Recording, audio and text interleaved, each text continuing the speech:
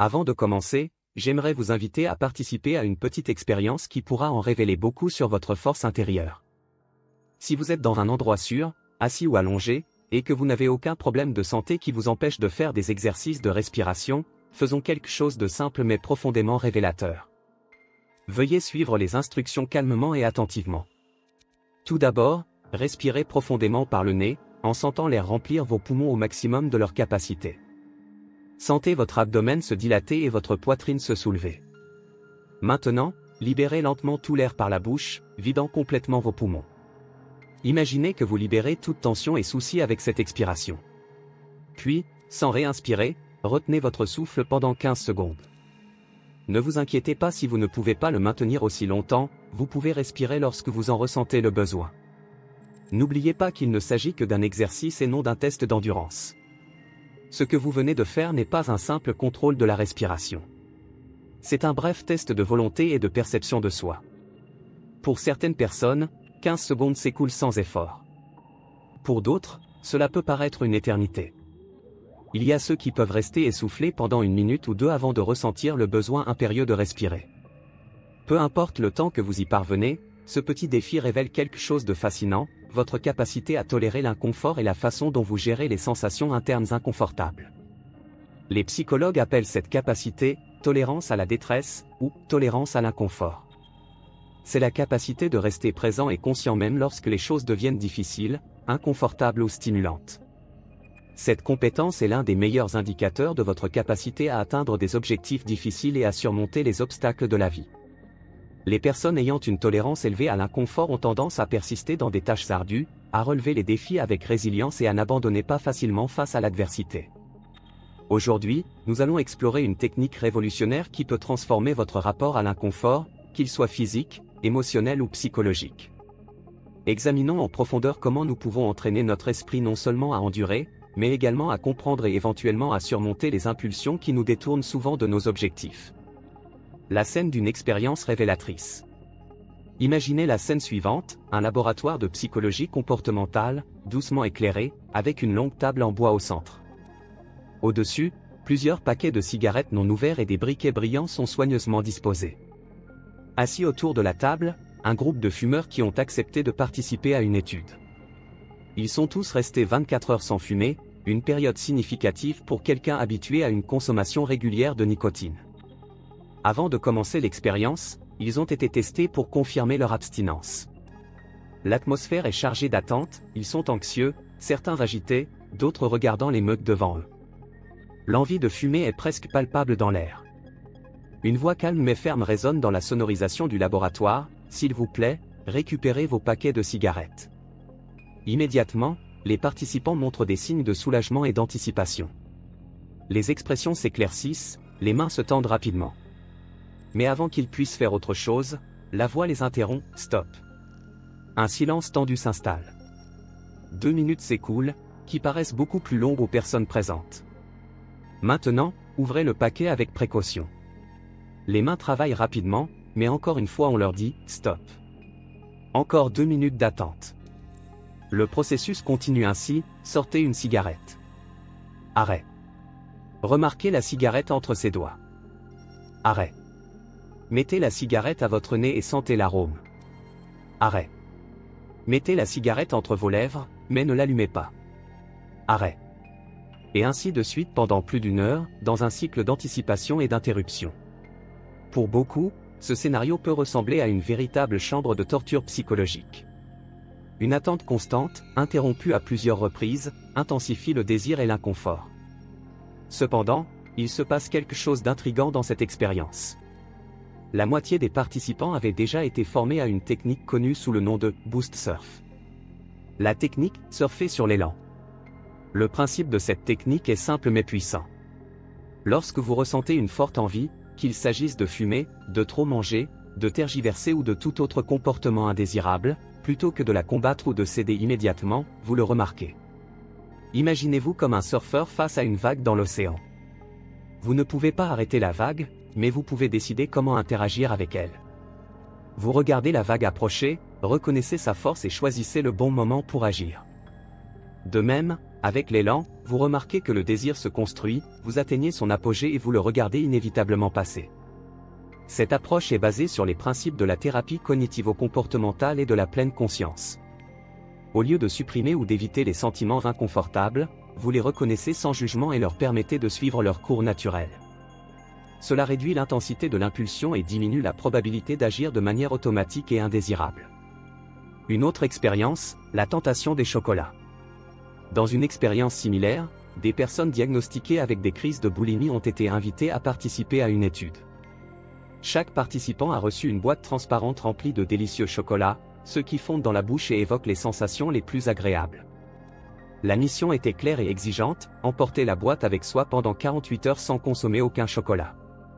Pour garantir l'intégrité de l'expérience, chaque chocolat était marqué de manière unique, empêchant leur remplacement sans détection.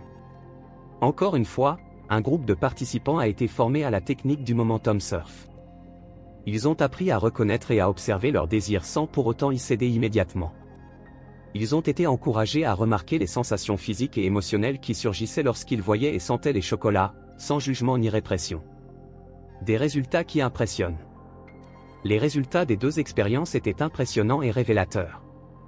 Dans le cas des fumeurs, ceux qui ont appris la technique du urge surfing ont réduit leur consommation de cigarettes jusqu'à 40% dans les semaines suivantes, sans que personne ne leur demande directement de le faire. Plus surprenant encore a été l'observation selon laquelle beaucoup d'entre eux n'ont pas compris le lien entre le stress et le tabagisme. Auparavant, les situations stressantes déclenchaient automatiquement l'envie de fumer. Après la formation, ils ont pu faire face au stress sans recourir au tabac comme mécanisme de soulagement. Dans l'expérience sur le chocolat, les participants qui pratiquaient la technique ont réussi à survivre 48 heures sans consommer de bonbons. Ils ont rapporté que même si des envies apparaissaient, ils ne se sentaient pas dominés par elles. En revanche, le groupe qui n'a pas reçu la formation a succombé à la tentation, pour beaucoup dès les premiers instants du défi. Pourquoi surfer sur l'élan fonctionne-t-il? L'efficacité de cette technique réside dans une compréhension fondamentale de la nature des pensées et des impulsions. Lorsque nous essayons de supprimer ou de repousser une pensée, nous obtenons souvent l'effet inverse. C'est le fameux paradoxe de la suppression de la pensée.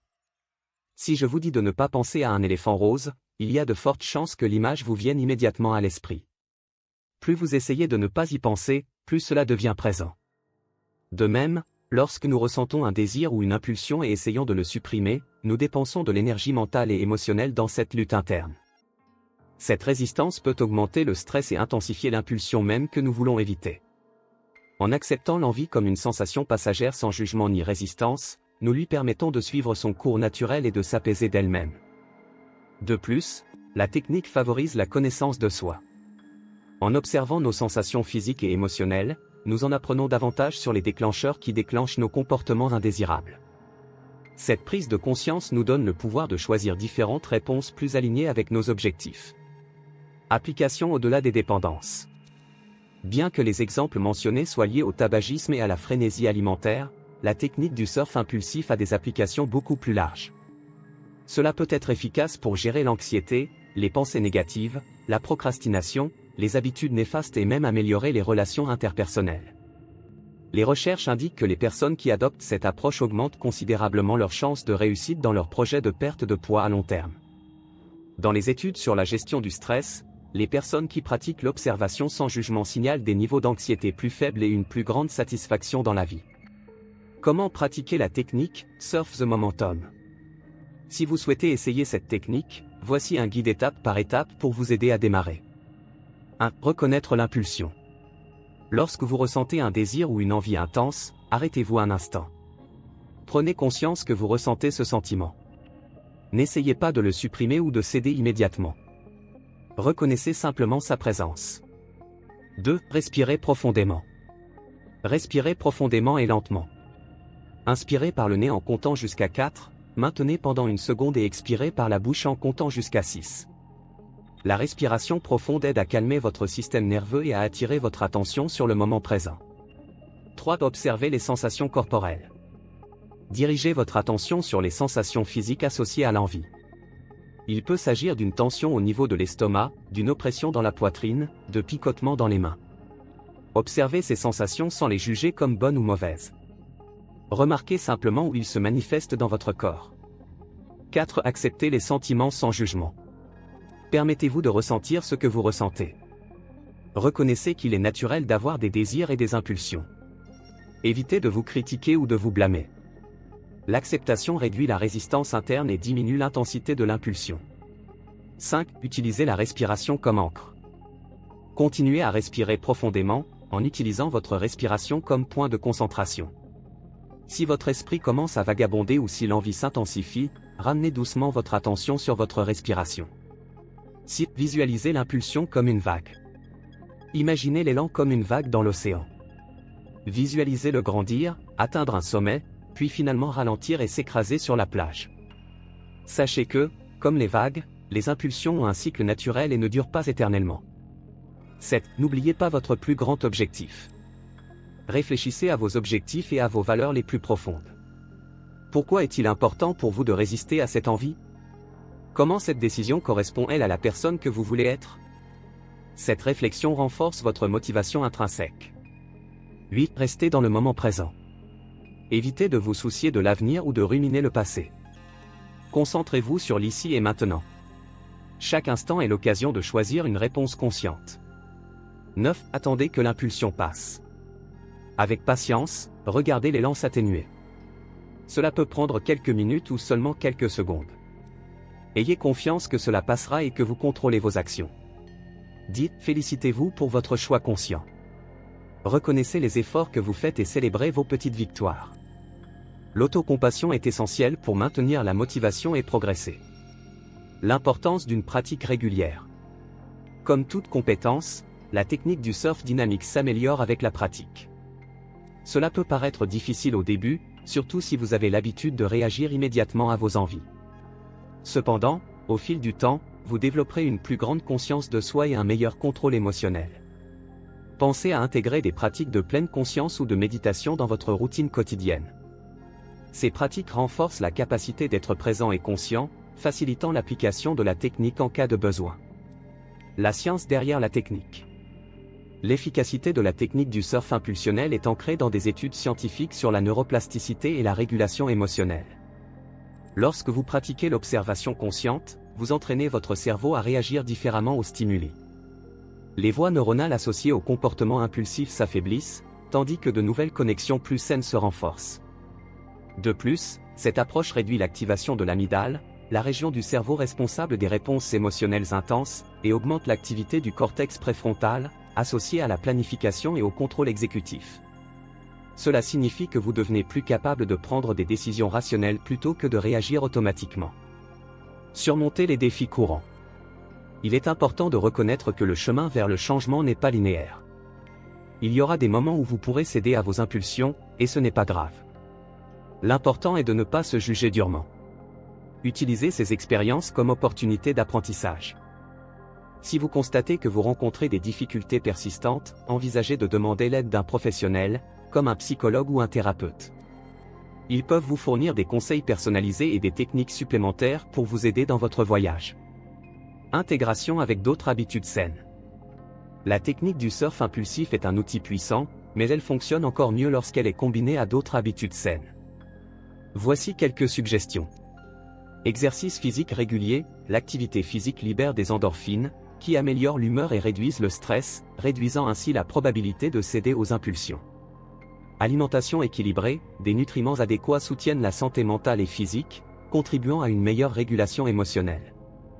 Sommeil de qualité. Un repos adéquat est essentiel au fonctionnement cognitif et émotionnel. Le manque de sommeil peut augmenter l'impulsivité. Liens sociaux positifs. Cultiver des relations saines fournit un soutien émotionnel et renforce les comportements positifs. Impact à long terme. En maîtrisant l'habileté de surfer sur les impulsions, non seulement vous gérez mieux les désirs momentanés, mais vous développez également votre résilience et votre confiance en vous. Cette compétence se reflète dans plusieurs domaines de la vie. Professionnel, meilleure capacité à se concentrer, à prendre des décisions plus réfléchies et à augmenter la productivité. Personnel, relations plus harmonieuses, communication efficace et empathie améliorée. Émotionnel, plus grande stabilité émotionnelle, réduction de l'anxiété et de la dépression, sentiment de bien-être. Inspirer les autres. En partageant votre parcours et les avantages que vous avez ressentis, vous pouvez inspirer les autres à poursuivre la maîtrise de soi et la connaissance de soi. Soyez un modèle positif, montrant qu'il est possible de changer ses habitudes et d'atteindre des objectifs significatifs. Nous savons tous que l'acquisition de bonnes habitudes est fondamentale pour une vie épanouie. Cependant, il y a des moments où nous devons recourir à la seule volonté pour surmonter les défis immédiats. Il n'existe aucune habitude au monde qui élimine complètement l'envie de fumer une cigarette lorsque l'on essaie d'arrêter de fumer, ou l'envie de manger cette friandise alléchante lorsque l'on suit un régime. Ce sont des pulsions primitives et profondément enracinées. Mais vous disposez désormais d'un outil puissant, soutenu par la science et une expérience réelle. Vous n'avez plus besoin de combattre vos pulsions comme si elles étaient des ennemis. Vous n'avez pas besoin de vous blâmer de les avoir.